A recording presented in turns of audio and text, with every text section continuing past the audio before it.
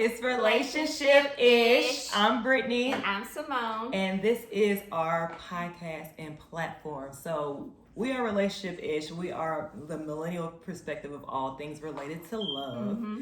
And what we focus on, Simone? We focus on romantic love, platonic love, and most importantly, self-love. So we're excited to be a part of this event.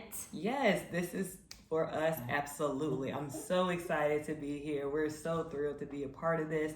And we're going to talk about some self-love. We're going to talk about Black women empowerment because that's what we're here for. Exactly. For Black women, Black girl magic, because we are all of that. And sisterhood, because it's so important to have a girl tribe, especially a Black girl tribe. And I think a lot of people, they don't understand how important it is to have that sisterhood and be able to have those friendships and being able to have other people that they can talk to and can relate to, you know? Yeah, absolutely. So we're going to dive right into self-love. So let's take a sip real quick. Yeah. Is this part of the self-love treatment? Okay, self-love is treating yourself.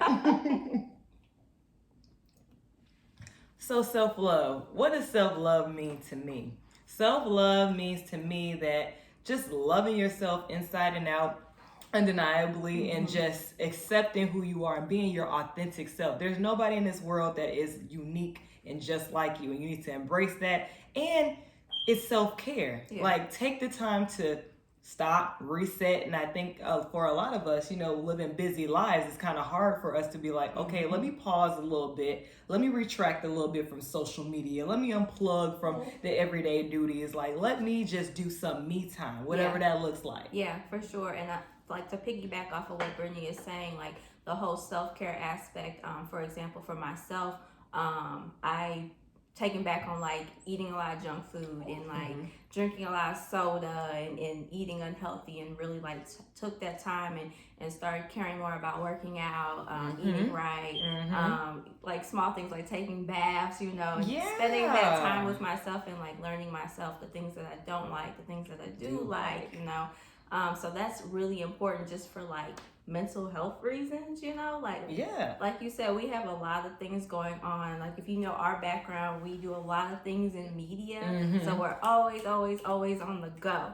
And so just taking that time and really like spending time with yourself, just to kind of rejuvenate and take those breaks that are well needed is really important. Absolutely. And I think one of the things living in this COVID pandemic world we're living in now, it's kind of funny. I've been writing gratitude lists, and this is a gratitude for Black girls event. This is for us.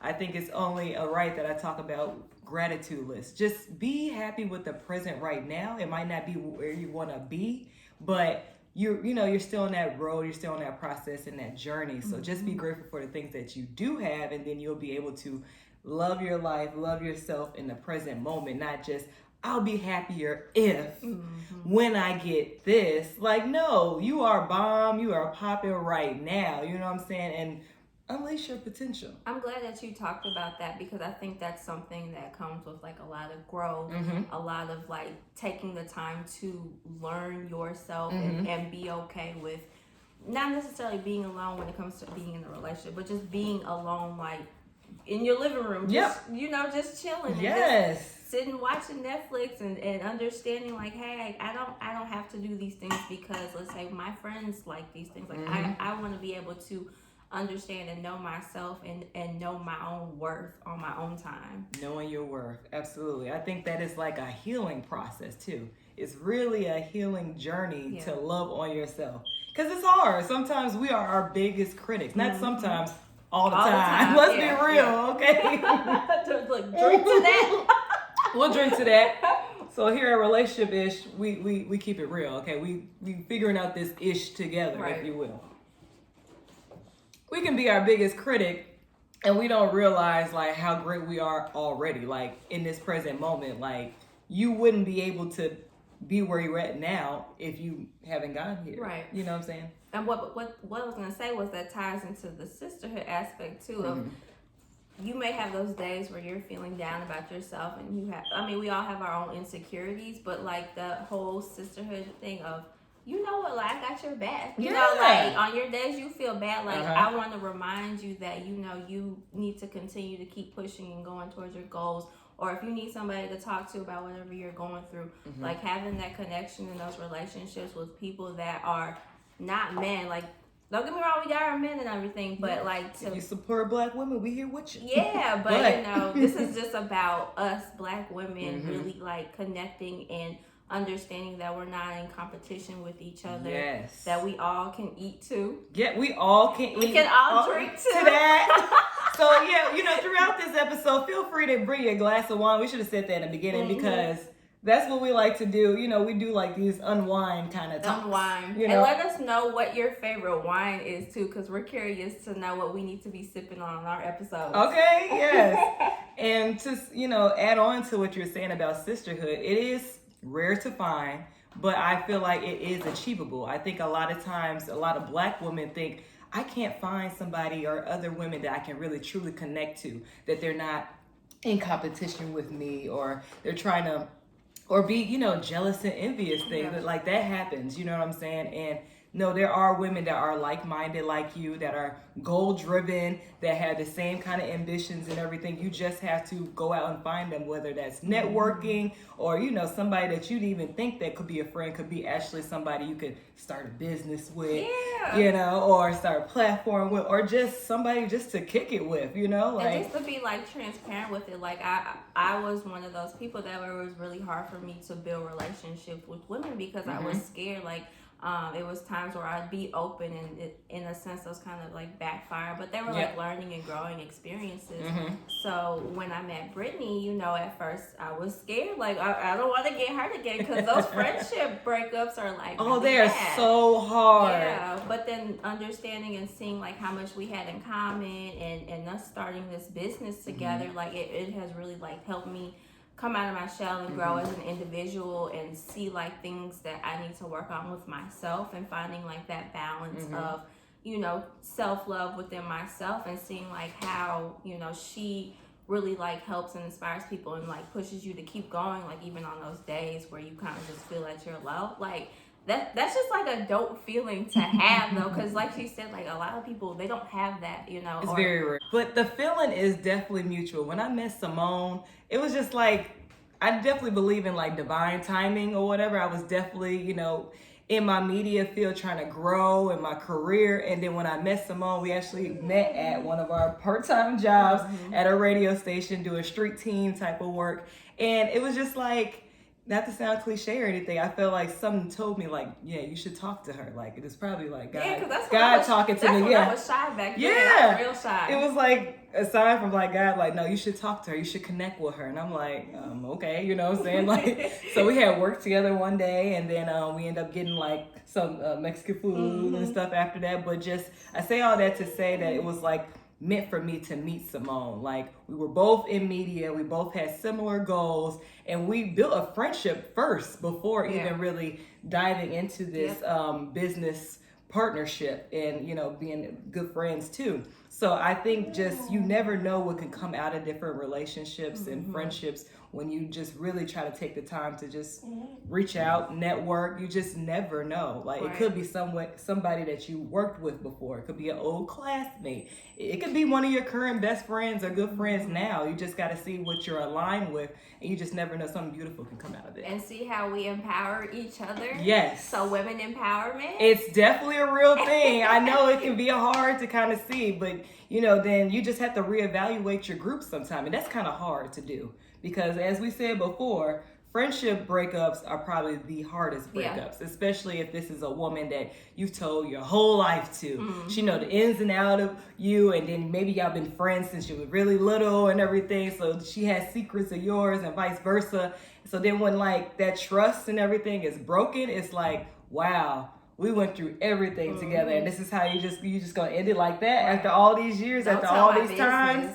Right, tell my business, you know, they'll slander my name and everything, but I am a firm believer that people come in your life for seasons and for reasons. So I definitely feel like with Simone, she came in my life for a reason. I don't think just for a season.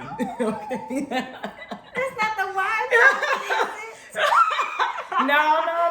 This is real. This is real. But this is just, showing an example of real life sisterhood. And you can have that with anybody. It could be your relative, it can be, a friend, it could be a coworker, but it definitely does exist. And I want us as Black women, both of us want as Black women to normalize real friendship and sisterhood that matters. Because if we ain't got us, who got us? Right, okay? Exactly. Because Black women, let's be real, we rule the world. And not just saying that, because we are the most creative, we are the most talented, we work our ass off well, anything, okay? Black women, we get it done, okay? And we look good doing it. Look good doing it.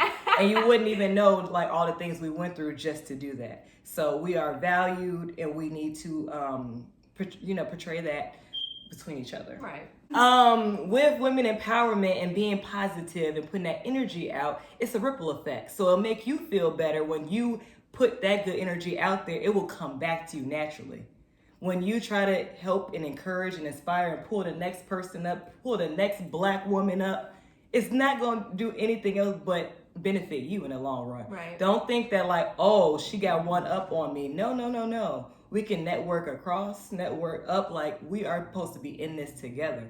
As we said before, if we ain't got us, who got us? I just think like having those connections and being genuine too while building those connections is like the main goal and the main reason why women empowerment is important. And you see like all these different businesses out here and male dominated fields and stuff, and women are starting to grow in these different fields, and being able to uplift each other and support each other is like what we really need, because at the end of the day, there's people that are always looking down and frowning upon Black women and just women, period, and so being able to all be together as one and like beating all of these different challenges together, like that's a good feeling, and that's a good thing to see. Like you see like here in St. Louis, Tashara Jones just became the first Black woman mayor in the city of St. Louis. Like things like that, like people don't understand like how big of a difference those